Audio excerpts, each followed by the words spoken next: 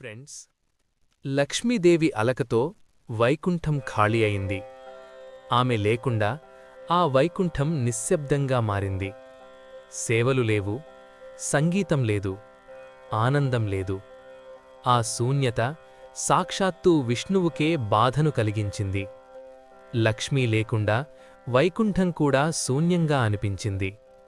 కొంతకాలం విష్ణువు మౌనంగా ఉన్నాడు. లక్ష్మీదేవిని వెతకాలి, ఆమెను తిరిగి తీసుకురావాలి. ఈ ఒక్క ఆలోచన ఆయన మనసులో తిరుగసాగింది.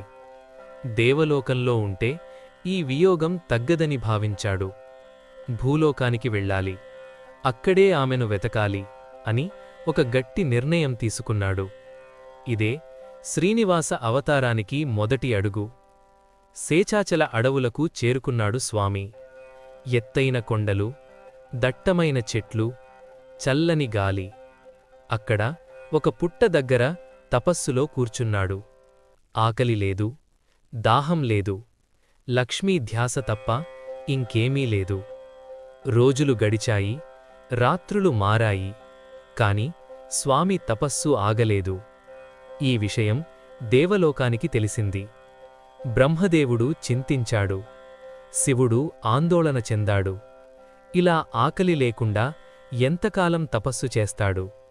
స్వామి శరీరం బలహీనపడిపోతోంది, ఏదో చెయ్యాలి అని నిర్ణయించారు. అప్పుడే బ్రహ్మదేవుడు ఒక ఆవుగా మారాడు. సాధారణమైన తెల్లని ఆవు రూపంలో. శివుడు ఒక చిన్న దూడగా మారాడు, తల్లిని అనుసరిస్తూ నడిచే చిన్న దూడగా. ఇద్దరూ స్వామి సేవకోసమే భూలోకానికి వచ్చారు.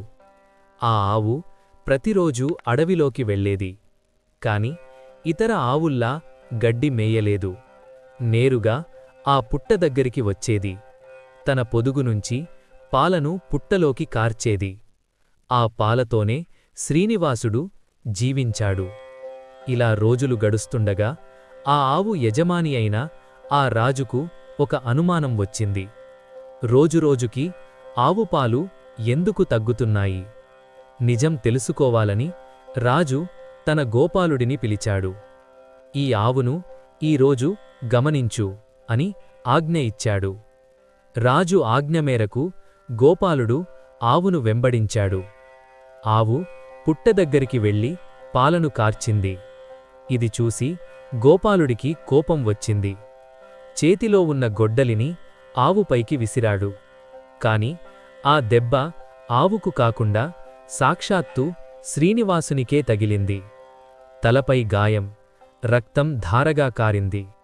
ఈ దృశ్యం చూసి గోపాలుడు భయంతో కుప్పకూలిపోయాడు. ఈ విషయం తెలిసి అక్కడికి రాజు వచ్చాడు. తప్పు చేసినది తన సేవకుడే అయినా బాధ్యత నీదే అని రాజును శపించాడు స్వామి. కాని కరుణామూర్తి అయిన స్వామి అక్కడే ఆగలేదు. భవిష్యత్తులో నా వివాహ సమయంలో నీ శాపం తొలగుతుంది అని పరిహారం కూడా చెప్పాడు. ఫ్రెండ్స్, ఇక్కడితో ఈ కథ ముగియదు. ఇక్కడి నుంచే పద్మావతి కథ మొదలవుతుంది. పార్ట్ 4లో ఆ దివ్య ప్రేమ కథను తెలుసుకుందాం. ఓం నమో వెంకటేశాయ.